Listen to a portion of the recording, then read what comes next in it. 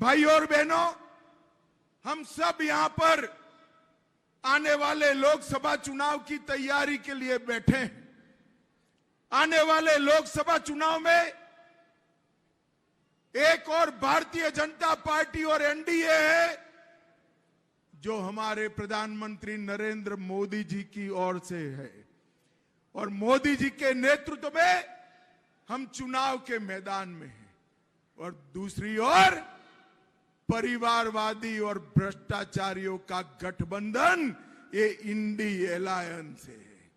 पूरे देश भर में मैं लगभग 60% राज्यों में दौरा कर चुका। मैं जहां पर भी गया, युवा हो, महिला हो, किसान हो, गरीब हो, शहर हो, गांव हो, जहां भी गया सभी लोग मोदी मोदी मोदी मोदी के नारे लगा।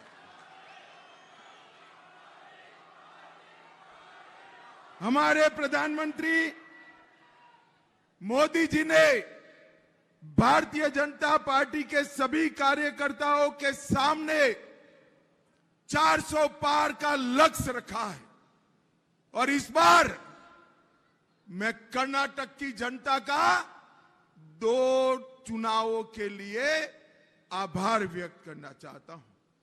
2014 में भारतीय जनता पार्टी कर्नाटक की जनता के सामने आई। आपने 43%, 43% वोट के साथ हमें 17 सीटें दी, 17 सीटें दी। 2019 में दोबारा आए, आपने 51% वोट, 51% वोट के साथ 25 सीटें दी। मगर इस बार मेरी कर्नाटक की जनता को और सभी कार्यकर्ता को मेरा विनंती है कि 51% से काम नहीं होता, 60% और 28 की 28 सीटें भारतीय जनता पार्टी के गठबंधन को देना है। और मैं बड़े विश्वास के साथ कार्यकर्ता को बताने आया हूं, मोदी जी के नेतृत्व में भारतीय जनता पार्टी और जेडीएस का गठबंधन सभी 28 की 28 सीटें जीतकर कांग्रेस का अकाउंट नहीं खोलने देंगे। मुझे बताओ भाई, आप लोग सभी 28 की 28 सीटों के लिए तैयार हो क्या? अरे ऐसे नहीं बोलते, जोर से बोलो, तैयार हो क्या? बेंगलुरु शहर की सभी सीटें प्रचंड बहुमत से भाजपा जीतेगी क्या? यही मोड़ पूरे देश भर के अंदर दिखाई पड़ता है। इनका कारण है पसंदगी किसके बीच में? एक और नरेंद्र मोदी जी है, जिन्होंने 23 साल तक मुख्यमंत्री और प्रधानमंत्री के रूप में काम किया है। 23 साल तक, और 23 साल में विरोध पक्ष वाले मोदी जी पर 25 पैसे का भ्रष्टाचार का आरोप नहीं लगा पाए।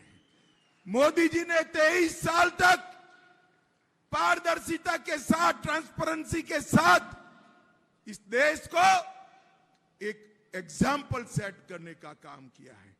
और दूसरी ओर एक घमंडिया गठबंधन, इंडी अलायंस, ये भ्रष्टाचारियों का कुनबा। कांग्रेस शासन में 12 लाख करोड़ रुपए का घोटाला भ्रष्टाचार हुआ। 10 साल मनमोहन सोनिया की सरकार में 12 लाख करोड़ का भ्रष्टाचार हुआ। डीके शिव कुमार जी को तो भ्रष्टाचार से परहेज ही नहीं। मगर मैं जानता हूं कर्नाटक की जनता भ्रष्टाचार को पसंद नहीं करती। मैं एक के बाद एक घोटाला बोलता हूं। मुझे बताओ भाई, कोल ब्लॉक का घोटाला किसने किया? जोर से बोलो, किसने किया? कॉमनवेल्थ का घोटाला किसने किया? 2G का घोटाला किसने किया? हिमाचल में सेब की बिक्री में घोटाला किसने किया? आईएनएक्स मीडिया का घोटाला किसने किया? एयरसेल का घोटाला किसने किया? अंतरिक्ष देवास का घोटाला किसने किया? लैंड फॉर जॉब का घोटाला किसने किया? जम्मू कश्मीर क्रिकेट एसोसिएशन का घोटाला किसने किया? एम्ब्रेयर डील में घोटाला किसने किया? हॉक एयरक्राफ्ट का घोटाला किसने किया? अगस्ता वेस्टलैंड हेलीकॉप्टर का घोटाला किसने किया? अब ये 12 लाख करोड़ के घपले घोटाले भ्रष्टाचार करने वाली कांग्रेस मोदी जी के साथ स्पर्धा। देश की जनता के सामने स्पष्ट विकल्प है। एक और 23 साल तक एक पैसे का भ्रष्टाचार करे बगैर शासन करने वाले नरेंद्र मोदी जी, और दूसरी ओर 12 लाख करोड़ का घपला घोटाला करने वाली कांग्रेस पार्टी। मित्रों, ये लोग जब भी पावर मिलती है न केवल भ्रष्टाचार करते हैं, वो कुछ भी करे उनका मन जनता की सेवा में नहीं लगता। ಕ್ಯಾಪ್ಟನ್ ಅರ್ಜುನ್ ಕೊಂದಿದ್ದು ಯಾರು? ಅವ್ರ ನರೇಟಿವ್ ಎಲ್ಲಿ ತಂದಿಟ್ಟಿದ್ದಾರೆ ಅಂತಂದ್ರೆ ಸಂಪತ್ತನ್ನ ಹಂಚಿಬಿಡೋದು ಅಂತ. ಇದು ಸರ್, ಇದು ಸ್ಟುಡಿಯೋ ಇದು.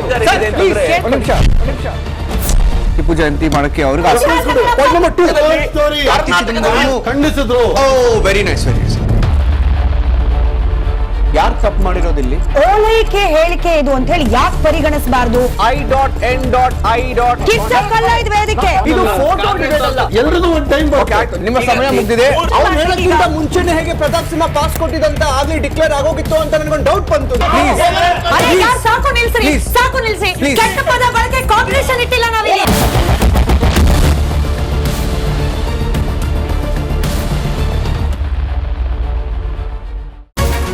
ರಿಪಬ್ಲಿಕ್ ವರ್ಡ್ ಆಪ್ ಇದು ಕೇವಲ ಅಪ್ಲಿಕೇಶನ್ ಅಲ್ಲ, ಸಮಗ್ರ ಸುದ್ದಿಗಳ ಸಂಪರ್ಕ ಮಾರ್ಗಕ್ಕೆ ಕ್ರಾಂತಿಕಾರಿ ಬದಲಾವಣೆ.